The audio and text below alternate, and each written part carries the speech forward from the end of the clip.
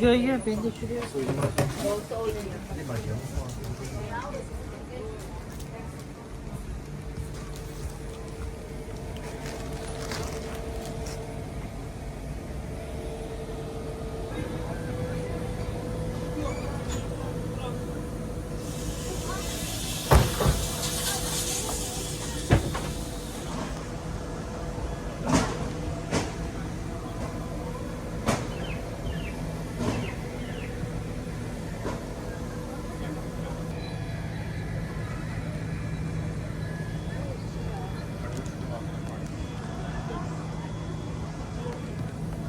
Judith Leijst, my name is Hans. I'll be your skipper tonight on this cruise through the canals of Amsterdam. It's going to take 1 hour and we come back here at the Damrak. 1 hour, maybe a little bit longer, depends a little bit on the route I take and how busy it is on the water. My last flight was 70 minutes, was a little bit busy. The audio guide on the loudspeaker, like you hear it now, is in English. So if you understand English, just listen, no problem. Just listen. Gibt's auch deutsche Leute an Bord? Kein Deutsch? Bis zum Ball.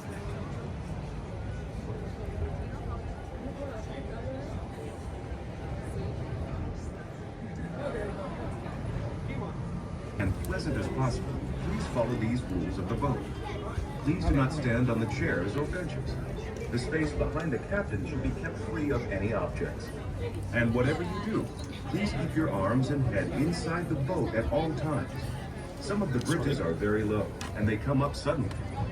In the case of an emergency, take a moment to note where the emergency exits are.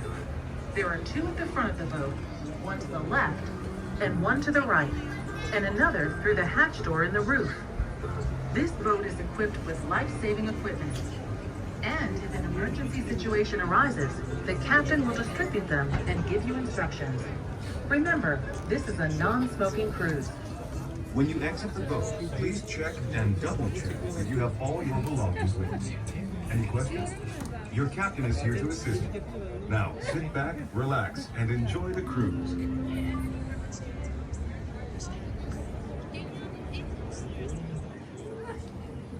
Welcome to Amsterdam, capital city of the Netherlands. What better way to experience this compact and very international city than from the unique perspective of its waterways? There certainly are a lot of them. This city has over 100 kilometers of canal. Amsterdam is known for being friendly, open-minded, and progressive. It's a popular place to visit and do business. Just think. A population of only 800,000 people, you can meet 170 different nationalities. This area's rich history adds a sparkle that's never far below the surface. During the 17th century, Amsterdam shone especially bright, like gold. This golden age was an extraordinary time. Politics, art, and business all reached new levels of sophistication. Dutch shipbuilders revolutionized sailing. Amsterdam boasted a thriving stock exchange, and painters like Rembrandt and Vermeer produced remarkable art.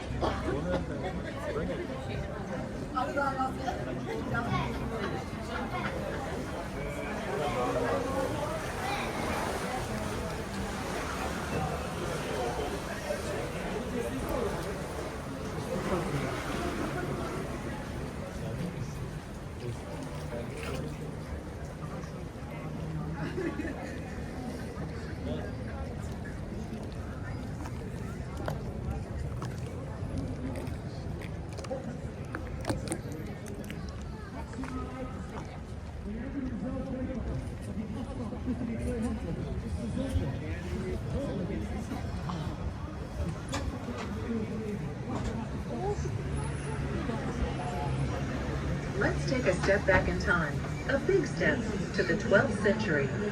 To our left, there was nothing but vast stretches of marshland, lakes, and sea.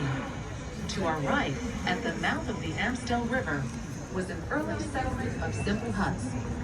Settlers built a dam across the river, hence the name Amstelredam, or the dam built across the Amstel. Now, fast forward a few hundred years. Amsterdam has grown into a fortified medieval village, complete with dikes, ditches, and canals to control the sea level. Even this far back in time, it was an important trading hub. Ships sailed back and forth across the Baltic Sea carrying grain, cloth, wood, and salt. The original wall of Amsterdam would have been to our right. During the Middle Ages, a moat, now called a singel, encircled the city. The church you see, the St. Nicholas, was built centuries later. Named after the patron saint of seafaring, it stood overlooking the harbor. Also to our right is the 15th century Schreier's Tower. This outer defense tower got its name from the scare, or sharp corner, formed by the city walls that met here. Look to the left. Nothing you see, including the land itself, was here during medieval times.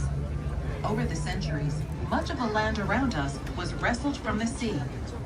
To reclaim this polder, or land that was once covered by lakes and seas, industrious Amsterdammers built dikes and used windmills and pumps to get rid of unwanted water. And they've done an amazing and ingenious job of it. When it comes to controlling sea levels, the Netherlands takes the lead worldwide.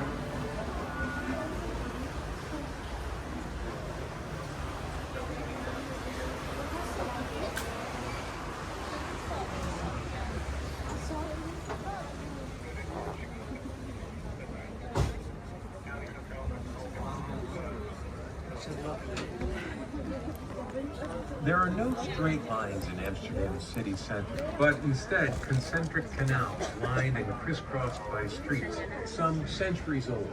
Amsterdam has almost 100 kilometers or 60 miles of canals, even more than Venice. The city grew up around Dam Square, where the Amstel River was dammed in the 13th century, giving Amsterdam its name. In Old Dutch, it means dam built across the Amstel. Over time, land was reclaimed from the sea, ramparts were raised, and canals were dug as part of an ever-evolving cityscape.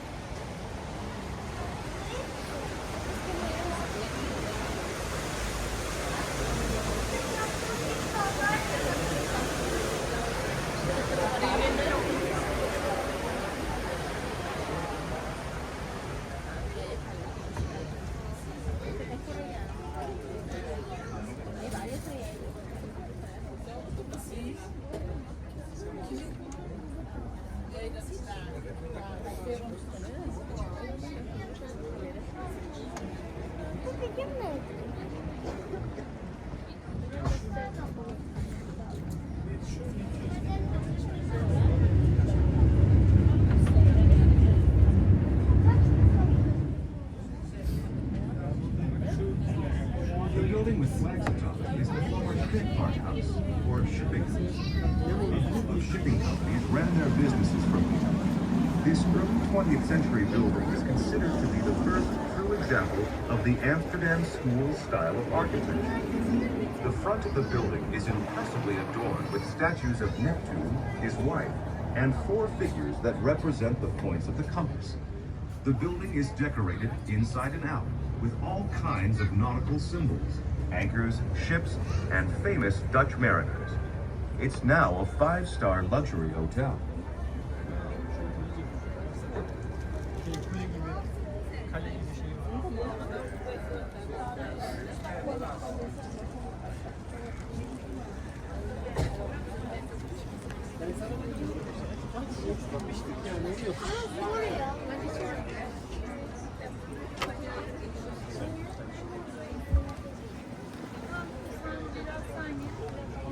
Burası Altın Mağara Bibliotek'te ya, burası umumi kütüphane.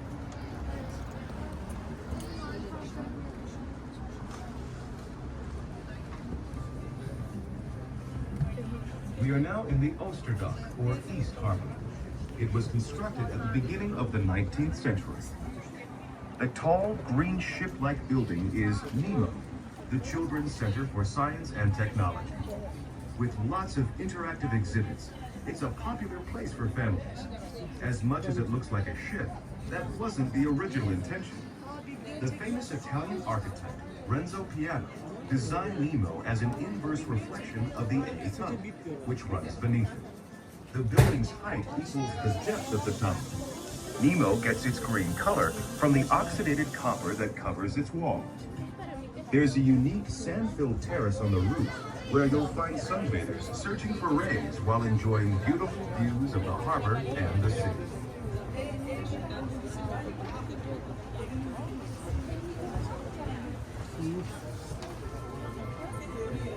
The golden age of the 17th.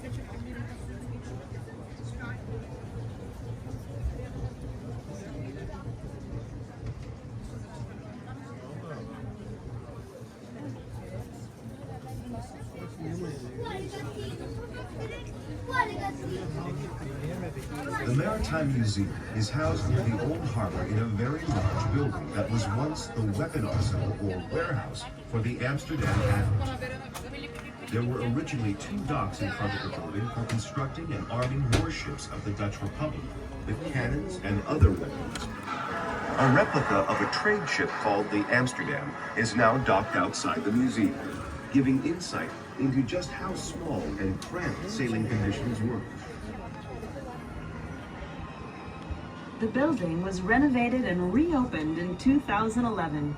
A beautiful domed glass roof was installed over the spacious inner courtyard. The roof is shaped like a compass rose, and during the day you can look up and see lines like those on an old map. After dark, hundreds of tiny LED lights blink on, creating the illusion of a starry night. The museum is well worth a visit and contains shipping and sailing artifacts and collections of maps, weapons, model ships, as well as paintings of naval officers and dramatic sea battles.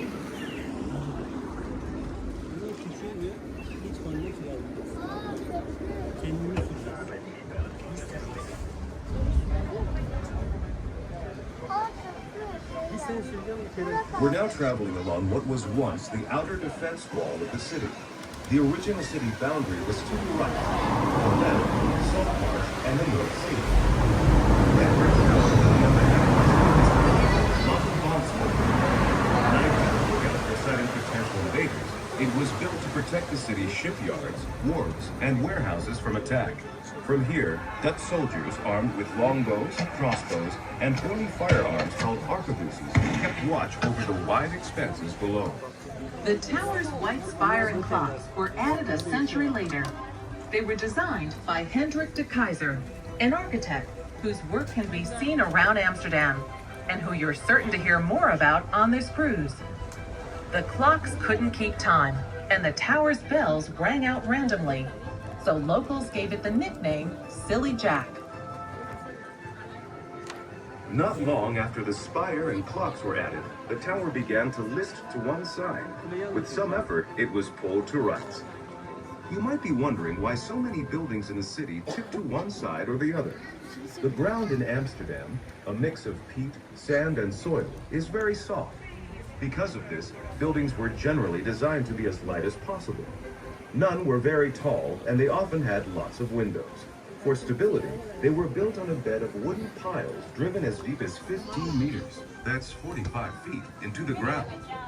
But if these piles were exposed to the air, they began to rot, and the buildings they supported sank and shifted.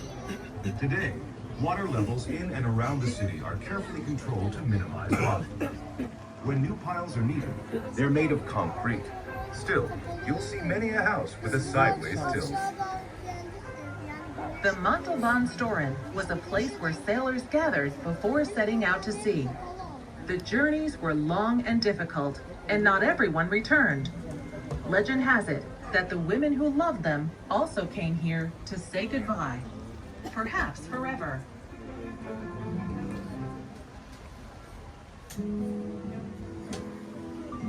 We are now on the Oude Schans, or Outer Trench Canal. During the 16th century, it served as a defense canal. All the city's canals served one or more of these functions, as a transportation route, a line of defense, or a way to manage water levels. The Oude Schans, because of its size and location, did all of these. because it was one of the only canals wide enough for large ships to sail, and because of its proximity to the harbor, the Haute-Chans became a convenient place to unload cargo. The area we're sailing through was originally part of the Jewish neighborhood. During the Spanish Inquisition, Sephardic Jews from Spain and Portugal fleeing persecution found refuge in Amsterdam. The 17th century brought a second wave of Jewish immigrants. This time they came from Central and Eastern Europe, and most were very poor. They were attracted by good work prospects and the freedom to practice their religion. Before long, Amsterdam had the largest Jewish population in Europe. Unfortunately, World War II changed that. As the war approached, 80,000 Jews lived in Amsterdam. By the time the war was ended, there were only 5,000 left. Still, their early influence has been strong. The city has been enriched by Jewish culture and the knowledge and skills they brought. For example, as traders, diamond cutters, and tobacco processors. Although Jews were free to practice their religion here, they were excluded from the Christian-based guild system. Guilds were associations made up of craftsmen or merchants that shared the same profession. These associations set up trade monopolies, quality standards, prices, and they often had some political power. Guild members also worshiped together. Some Jews were able to work at professions that had no guilds, such as diamond cutting, goldsmithing, and peddling wares. The majority lived as poor laborers.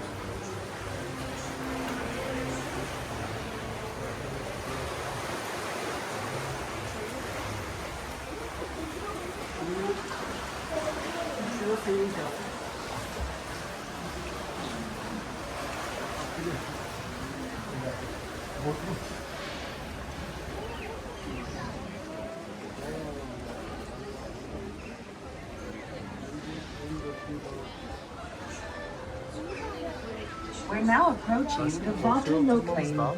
It's located adjacent to the City Hall, the large red brick building. The original Waterloo Plain was an island built in the 17th century to create a space for Jewish settlers. At the time, it was called Vloeienberg, for Flooding Island.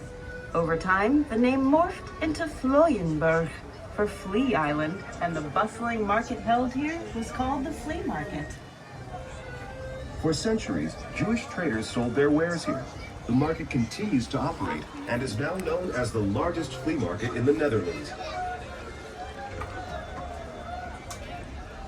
Hepsini çekti ha başından beri. Baksana. In a few moments, we'll arrive on the Amstel, the river that gave Amsterdam its name.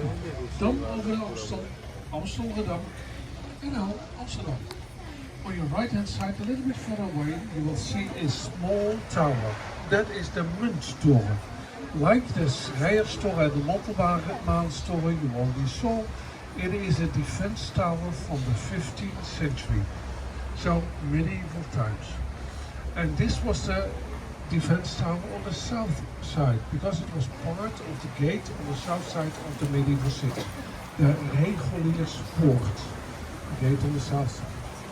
But at the end of the 16th century, many immigrants came north. Not only Jews, also Protestants and people with other religions came north, because the Inquisition in Belgium, France, Spain, Portugal, you name it, didn't allow any other religion but Catholicism. So they found refuge in the new Republic of the Seven Provinces, the Netherlands. So there, the Mint Tower, the Munttoren.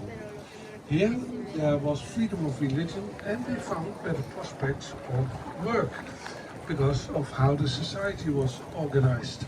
So that's why the city decided to expand. And not just a little bit, no, sevenfold. At the end of the 17th century, the city was 7 times as big as at the beginning.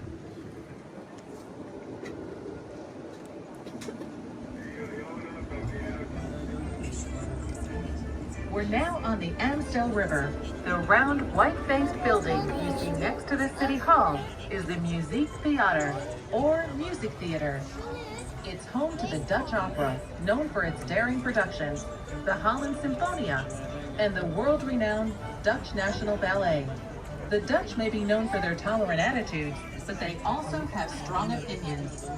This piece of architecture was met with heavy protests that have since simmered down. In fact, that's how it got its name, Stopera. It's derived from the movement against the construction, Stop the Opera.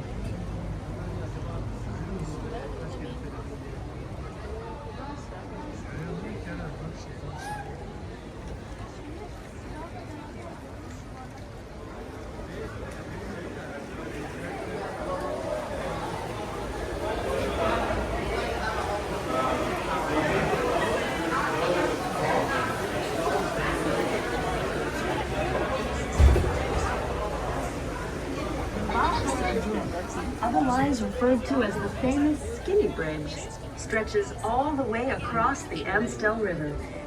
Of Amsterdam's 1,500 or so bridges, this is the most famous. It dates back to the 17th century and was likely a narrow footbridge. Since then, it's been reconstructed more than once and grown wider with age. Legend has it that whoever you kiss while passing under the bridge will be your true love for life.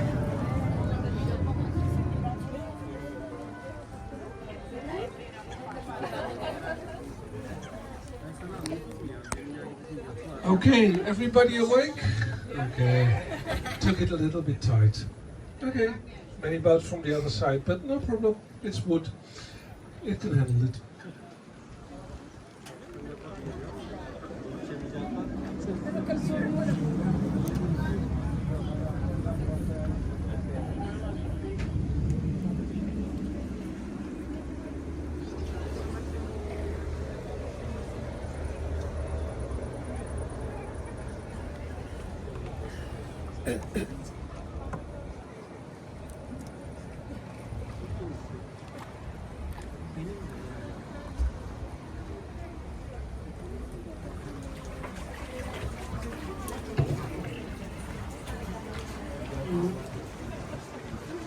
Burada kanala çok araba düşüyor biliyor musun?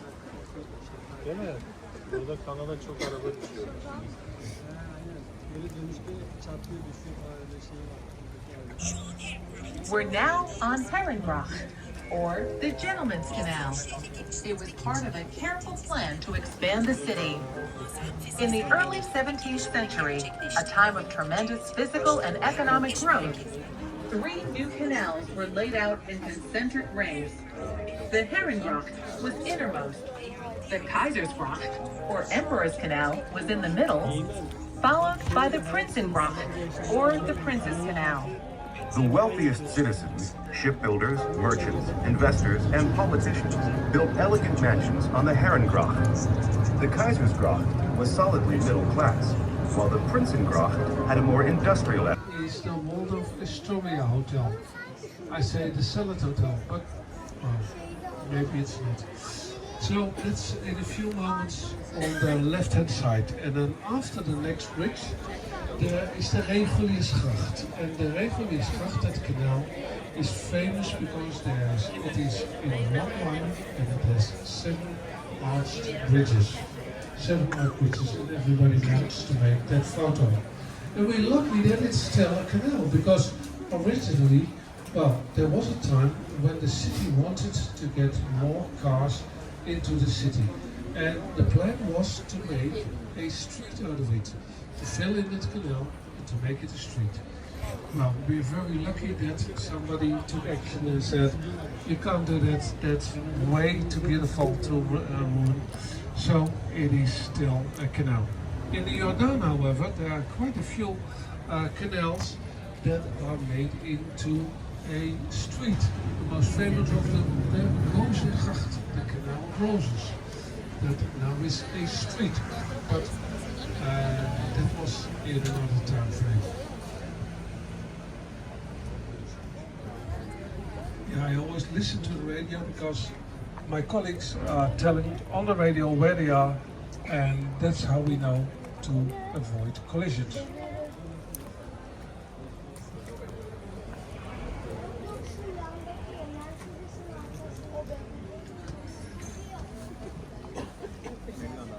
Baba sen onu kira.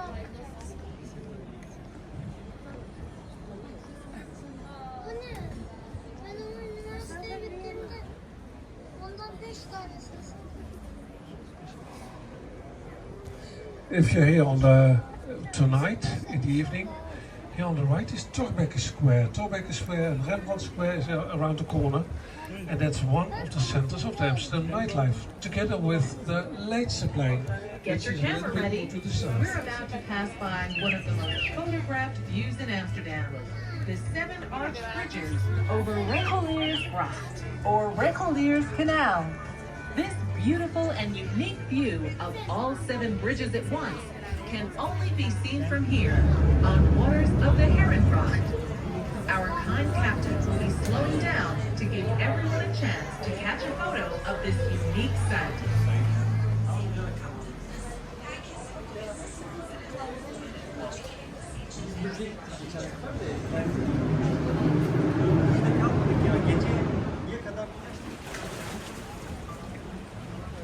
Well, like I say, if you have the money to buy a boat like that, you can take a risk like that. Okay. Ya Nilgün.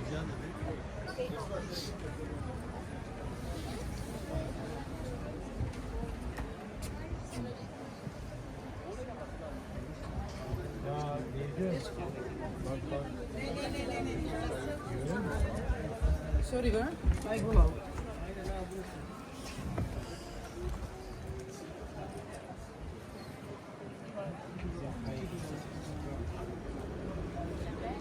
Okay, I hope you all have your picture. There's boats behind me, so I can't stop. We all have to keep moving. But if you Google 7 Bridges Amsterdam, you get the picture in all times of the year. In winter, in summer, in spring, whatever you want. With the lights on, with the sunlight, everything. So just copy it, print it, nobody will notice.